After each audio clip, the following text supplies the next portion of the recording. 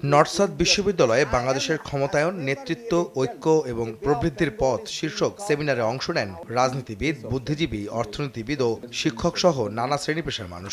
যোগ দেন বিএনপি মহাসচিবও। এখানে হচ্ছে একজন মানুষের যে দৃঢ়তা তার প্রমাণ। বক্তব্যের শুরুতেই ভবিষ্যৎ বাংলাদেশ বিনির্মাণে হতাশ না হতে সবার প্রতি আহ্বান জানান মির্জা ফখরুল ইসলাম আলমগীর। বলেন, যুক্তরাষ্ট্র, চীন কিংবা ভারত নয়, বাংলাদেশের ভবিষ্যৎ নির্ধারণ করবে এদেশের জনগণ। দেশটা আমাদের, এর ভবিষ্যৎ আমাদেরকে নির্মাণ করতে হবে।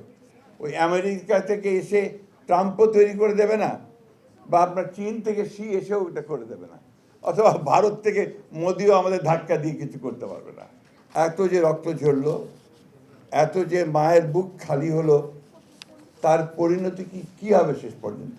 দৃঢ়ভাবে বিশ্বাস করি যে ভালো হবে এবং খুব ভালো হবে। এদিকে গুলশানে বিএনপি চেয়ারপারসনের কার্যালয়ে 12 দলীয় জোটের নেতাদের সঙ্গে বৈঠক শেষে বিএনপির লিয়াজো কমিটির প্রধান নজরুল ইসলাম খান জানান, ডিসেম্বরের মধ্যে নির্বাচনের বিষয়ে একমত তারা।